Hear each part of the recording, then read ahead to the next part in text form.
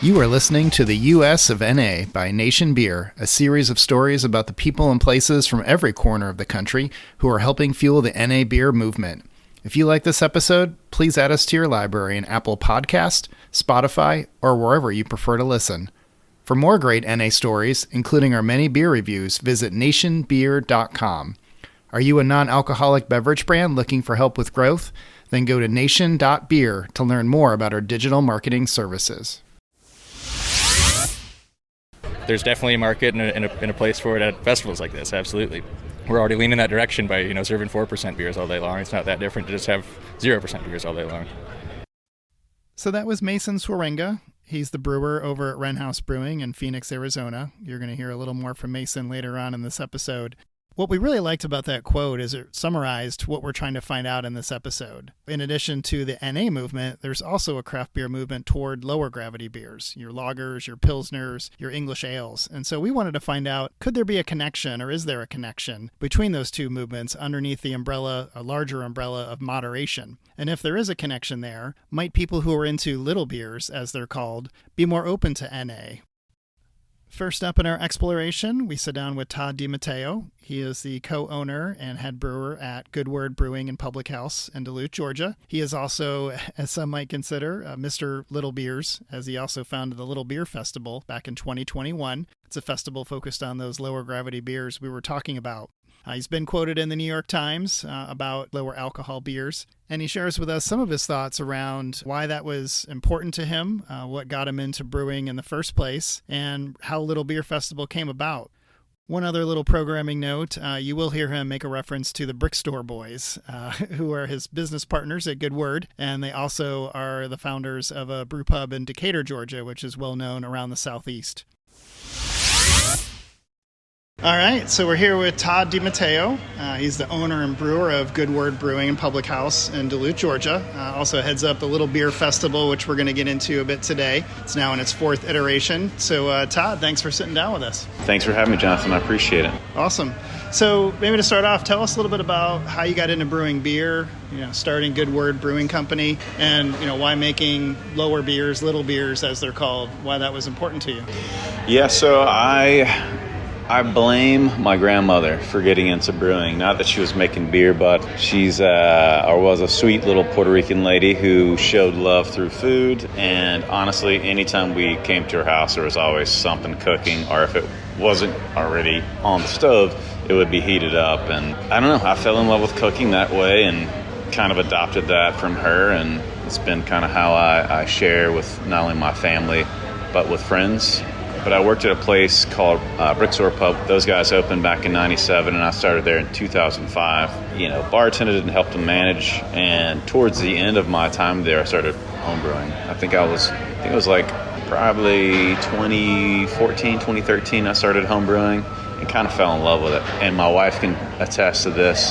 I either love something like passionately, or I couldn't care if it exists in the world. And brewing for me was this way to be creative and also share that sort of love of cooking, producing something for people to kind of share and enjoy. And so, me and my cohort at the time were home brewing, and I would bring beers to Brick Store. And once they got to a certain level, we'd sneak them on draft from time to time to kind of test people out on them. We were looking at your menu before this, and of the 15 I think you have on your current menu, look like all but 3 were, I think, 5% ABV or under. I think 4 of them were under 4%, something like that, which, obviously that's a little bit unusual in the craft scene. It's cool to see that. What sort of customer feedback do you guys get here in terms of just the low ABV, or is it something people notice? Or? Oh, yeah, definitely gets noticed. That coupled with what you were asking before about what drove us to create this, and the Brick Store Boys are my partners here. We wanted something that was very pub-like. And when you go to Brick Store, you have all these great choices, and it's not just this one thing that they kind of specialize in, even though they do a great job with Belgian beer. I wanted to have that same sort of vantage point here from, not only a production standpoint, but also for customers coming in. It's not just for the super beer geek that keeps up to date with every new brewery and every new release, but for the person who's been drinking craft beer for a long time, or the uncle or aunt who don't really care about beer much, but they got tricked into coming with somebody else and they find something they enjoy.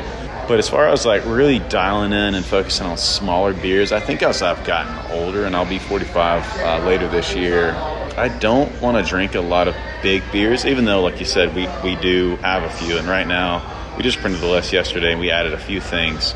We've got 2 barrel-aged beers on. We have gotten some attention for some barrel-aged beers, but primarily, I think that our local community and the craft brewing world kind of know us for leaning into that stuff. But, beer isn't, I look at it, it's kind of a multifaceted sort of philosophical take on beer. It's not meant to be put on a pedestal. It's not meant to be the main driver of conversations, even though I think that after a few of them, conversations can get a little better. Our company can get a little better.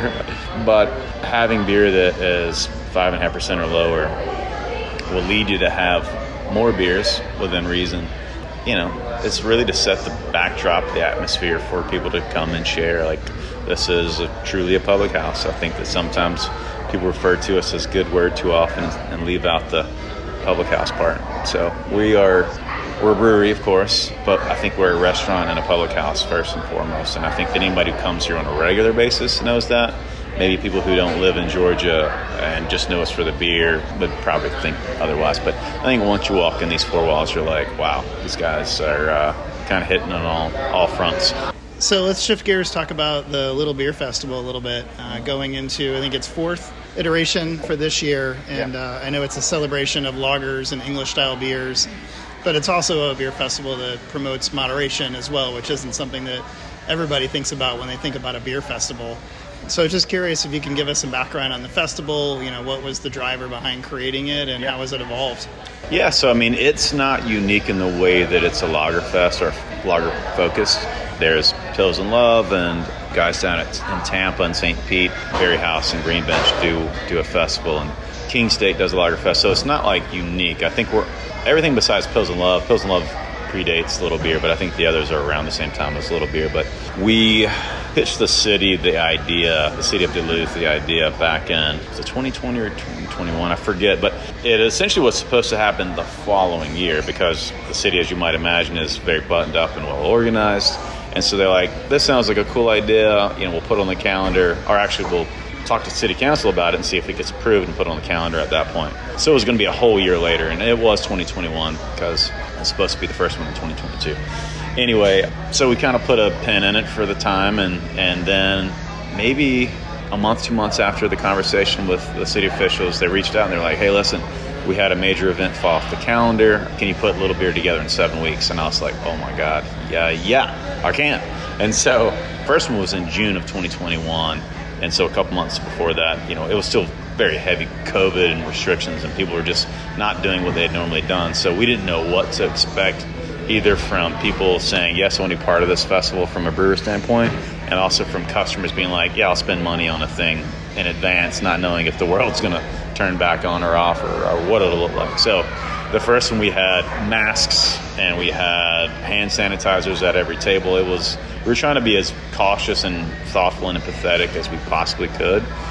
But anyway, the first one we did put it together in 7 weeks, and we didn't have it on the town green, which we do now, and it's epic out there. But we had it right here in Parsons Alley. We moved a bunch of tables out of the way, and we closed the road that cuts through downtown, and it was cool. We had about 55 brewers and I think 160 guests. So the brewer to guest ratio was awesome. And the cool thing is, we love reps from breweries. Of course, some of my closest friends are reps. But the cool thing about Little Beer is it's typically high-level people, a brewer, head brewer, owner, or, head of sales, that type of thing, So it's not just like typical festival where it's just a bunch of volunteers and they have no idea about the beer. So for Little Beer and for our Saison and Oyster Festival called Le Bon, it's the brewers, and it's people who are very knowledgeable about the product that are actually pouring the beer. So it's unique in that way. Part of it too was like trying to figure out how to throw a festival that a bunch of brewers would want to go to. And if you say Lagerfest, I think a lot of brewers these days especially are like, yeah, count me in. So I know the last couple of years, maybe the last in particular, have been challenging for a lot of breweries. Do you think, and certainly finding growth in the industry has gotten tougher, what do you think are going to be the growth opportunities within craft beer, say, over the next several years? growth opportunities, I think we kind of touched on a little bit as far as really leaning into what does your immediate community want? Because the trading of beers, the shipping beers out of state, I mean, those are all things that people do to kind of offset the sales that are in their immediate 5-10 mile radius, and that's who's going to support you the most. So I think that people are focusing more inward because you see big brands closing, you see small brands closing. I think that really focusing on what is driving your four-wall sales is going to be the biggest thing. It's hard to say, honestly. I wish I could be this is my thought. My thought process for us is just to get more education for staff, to get more customer feedback, take that into consideration. We don't always want to be a thin-trunked tree where it blows in the wind to everything that comes by, but I do think making sure that you listen to your guests and listen to your staff is obviously important to stay in business and to thrive and stuff like that. So for us, we've just taken measures on how to really educate the staff and to get more customer feedback, because we are incredibly engaged in our population here, our local community of Duluth and Gwinnett County. We're going to come back to Todd later to get his personal thoughts on NA. But first, wanted to bring you a few clips from brewers we talked to at the Little Beer Festival, starting with Aaron Ziert, Head Innovation Brewer at Lupulin Brewing. A couple of things to mention here. One, out of about 80 breweries at the event, 8 had produced an NA before, which seems like a higher batting average than you might otherwise expect to find. However, several we talked to, we're not going to mention names, told me they have struggled with both the economics and the different handling required of non-alcoholic beer. A couple didn't want to speak on the record, but Aaron from Lupulin not only did, but gave us a really honest assessment of the good and the bad around NA at his brewery. We also asked Aaron whether he could imagine NA being a part of a festival like this in the future, which isn't to say it isn't already happening. Last year we interviewed Max Green of Leader Brewing in Florida, who has become a staple at Beer Fest in his area. On the same day of Little Beer, alcohol-free bottle shop Generation NA in Lafayette, Indiana, was pouring non-alc samples at another one. It's happening, and has been, maybe quietly, for a couple of years now, but it's definitely not everywhere, and we wanted to get these brewers' thoughts around it. On to the next. I don't know. Feedback, I think. What's happening? Or Foxfire. All right, so we're here with Aaron from Lupulin Brewing up in Big Lake, Minnesota. Aaron, we just want to ask you a question. I know you guys have been, I think, one of the pioneers in having NA in the tap room as part of that experience. Can you talk a little bit about how that's gone and why that was important to you guys to be able to offer that? Sure. So in our tap room, it's been great. We usually have 2 or 3 different styles of NA beer on tap. Honestly, none of them move super fast, but having those options, we found that the people that are looking for a non-beer option really appreciate having them. So I think that's something that we're definitely going to continue doing. Having ABV technology in St. Paul was what pushed us to doing it in the first place. It was a really convenient option. Although it's convenient, it's still a huge added cost to send the beer to them, have the alcohol removed and then bring it back and package it and pasteurize it and make it safe to drink and stable. So we've experimented with putting it in cans as well. Super expensive, didn't sell very quickly, may or may not ever do that again. But keeping it on draft in the tap room is definitely something that we're planning to continue doing. Could you see a future? I know there's obviously challenges, and we appreciate folks like you pushing through that to offer that as an offering in your tap rooms. Could you see NA being a part of a festival like this in the future? Yeah, I think that's definitely a possibility. I mean, the technology for creating NA beer is getting better and better all the time, and so the NA beers are tasting more and more like the beers that they are supposed to be replacing. So I think definitely, I wouldn't be surprised to see NA offerings at a festival like this, especially in the future. I think one of the positive takeaways from that brief interview with Aaron is that while challenges may persist for brewers like them that mostly make traditional beer, he didn't hesitate to say he sees a future where NA is alongside the others at a festival like this one.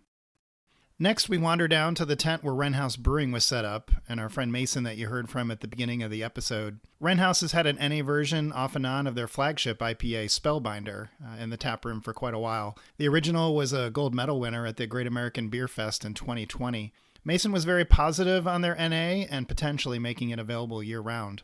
By the way, I should mention that the weather for Little Beer was just phenomenal. Sunny, temperatures in the 70s, not a cloud in the sky. It was a beautiful day for a beer festival for sure. Have a listen to our full interview now with Mason. All right, I'm here with Mason from Wren House Brewing in Phoenix, Arizona.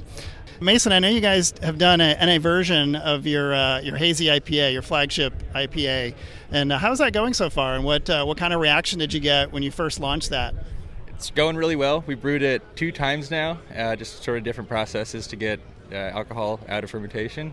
It being our flagship, it's been wildly successful. People really love drinking it. Initially, it was a taproom only thing, and kind of the ideal NA experience is that you can bring it home. So we've done that on batch 2.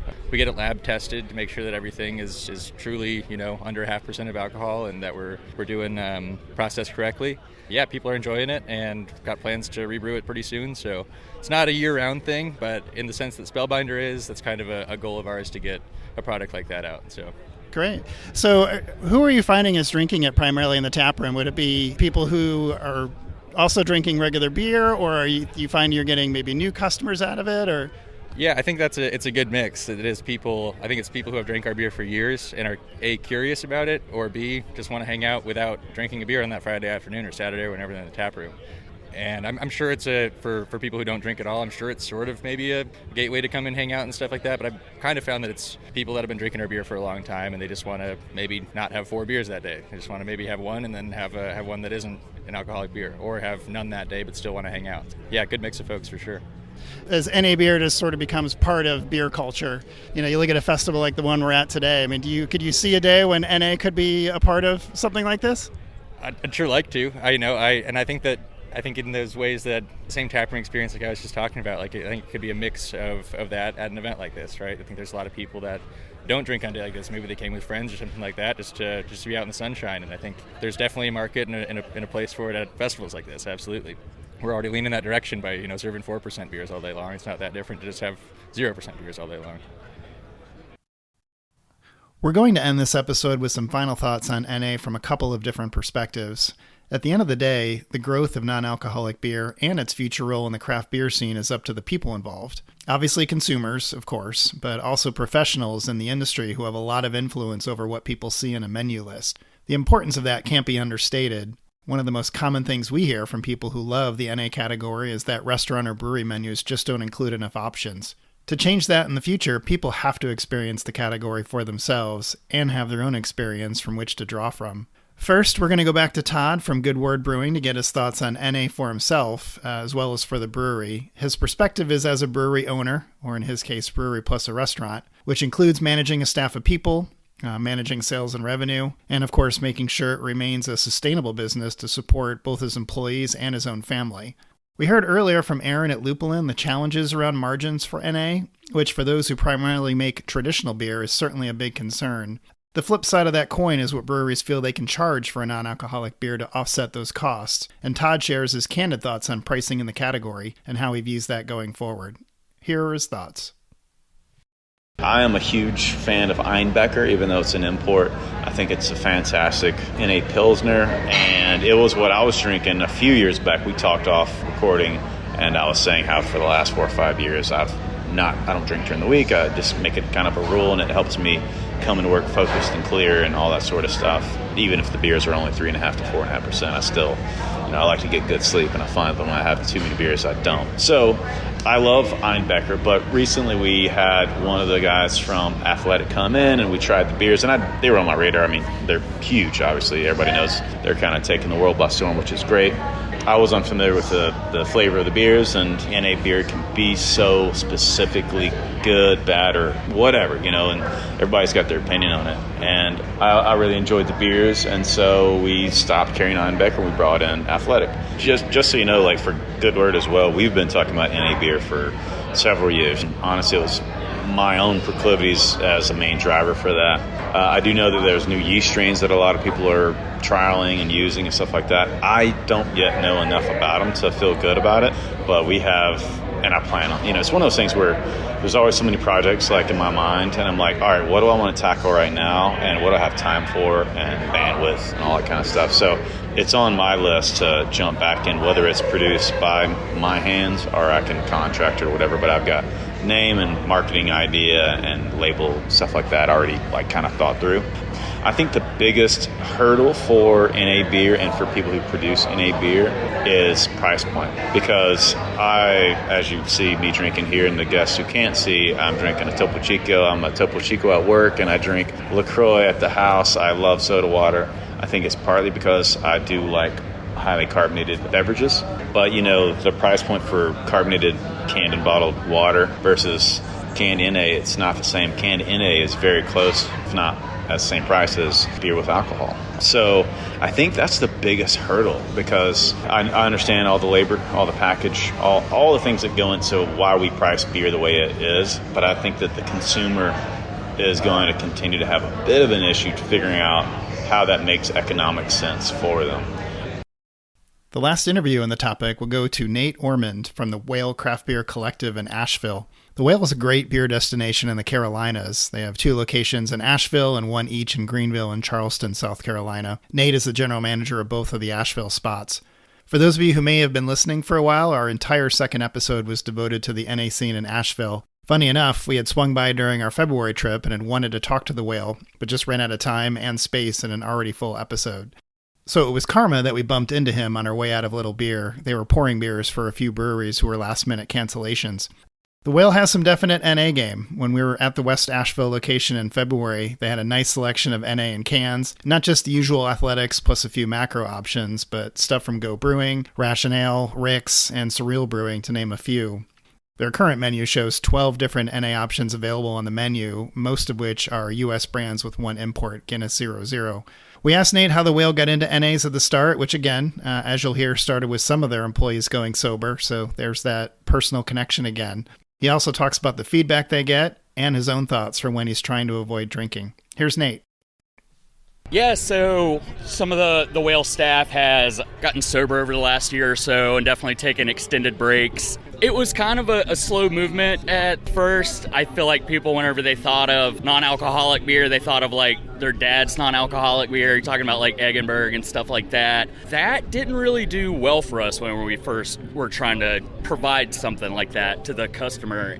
So what we found out was that brands like Untitled Art were able to release non-alcoholic sour beers, non-alcoholic IPAs, lagers, really whatever style you want. And Untitled Art started doing it, seemed like the best pretty quickly, building that non-alcoholic program. And then because of that experience and finding non-alcoholic beer that can be good, it began this very large like kind of research process of looking at top 10 lists and like, what's going on, which brands are people responding to. And we found Go Brewing are doing killer stuff. Rationale out of California, Surreal, they do a milkshake IPA. And so with the way beer drinkers are now, that's what they're looking for. It's like, I love sours. I just want a non-alcoholic sour. And, we're like, we have that. And they're like, get out of here. And it's like, no, swear. And in Asheville, we are a destination non-alcoholic beer spot. I mean, it's our whole thing with the Whale is community and just sit down and like have a drink together. And that's really why we try to specialize in having something for,